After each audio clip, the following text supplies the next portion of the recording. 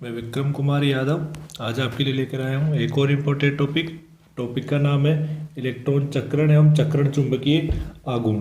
देखिए, इलेक्ट्रॉन चक्रण गति करता है तो चक्रण गति करने के कारण से जैसे नाभिक के चारों ओर चक्कर गति कर रहा है तो अपने अक्ष के परितः घूर्णन गति भी कर रहा है, जिसके कारण से एक आघूर्ण परिभाषित होता है जिसको अपन बोलते हैं चक्रण चुंबकीय आघूर्ण। तो देखिए, परमाणु में इलेक्ट्रॉन नाभिक के चारों ओर कक्षीय गति के साथ साथ कक्षीय गति के साथ अपने अक्ष के परितः घूर्णन गति भी करता है। इलेक्ट्रॉन की इस चक्रण गति के कारण चक्रण चुंबकीय संवेग S उत्पन्न होता है। क्वांटम सिद्धांत के अनुसार इलेक्ट्रॉन का चक्रण कोणीय संवेग S होता है, वो होता है square root of S into S plus one into H upon two pi, जहाँ S है चक्रण क्वांटम संख्या और इसका मान होता है plus minus one upon two. यदि S बराबर प्लस वन अपॉन टू हो तो यहाँ से स्मॉल एस बराबर प्लस वन अपॉन टू हो तो कैपिटल एस हो जाएगा square root of 3/4 H upon two pi. Okay students, देखिए यहाँ से एच अपॉन टू पाई कहाँ से, ये स्क्वायर रूट ऑफ 3/4, इस एस की जगह अगर मैं 1/2 वैल्यू रख दूंगा तो 1/2 इंटू 1/2 प्लस 1 बन जाएगा ही, तो यहाँ से इसकी वैल्यू हो जाएगी 3/2।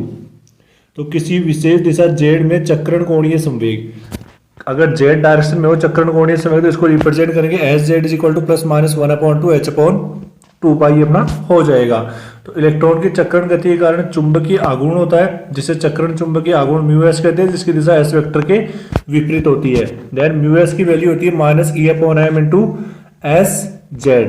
Then mu S is equal to हो जाएगा E H upon 4 M is equal to mu B, क्योंकि म्यू एल अपॉन एल होता है अपना minus E upon two M. अगर इस वाले इक्वेशन को और अगर मैं इस वाले इक्वेशन को कंपेरिजन करूं, इस इक्वेशन को मैं यहाँ से कंपैरिजन करूँ तो मेरे पास ये आ जाता है कि जो मेरे पास चक्रण गति है उसकी जायरोमैग्नेटिक निष्पत्ति होती है म्यू एस अपॉन एस और कक्षीय जायरोमैग्नेटिक निष्पत्ति होती है म्यू एल अपॉन एल, उसका मान दुगुना होगा। तो देखिए, समीकरण 4 से स्पष्ट है कि चक्रण गति के लिए इलेक्ट्रॉन की जायरोमैग्नेटिक निष्पत्ति म्यू एस अपॉन एस का मान कक्षीय जायरोमैग्नेटिक निष्पत्ति म्यू एल अपॉन एल के मान का दुगुना होता है। अतः चिरसम्मत सिद्धांत से इलेक्ट्रॉन के चक्रण कोणीय संवेग की व्याख्या नहीं की जा सकती, इसके लिए क्वांटम सिद्धांत उपयोग में लिया जाता है। तो यहाँ से क्या कहना चाह रहा है कि चिरसम्मत सिद्धांत से अपन इलेक्ट्रॉन के कोणीय संवेग की व्याख्या अपन नहीं कर सकते, इसके लिए क्वांटम सिद्धांत को उपयोग में लिया जाता है। क्वांटम सिद्धांत के लिए देखिए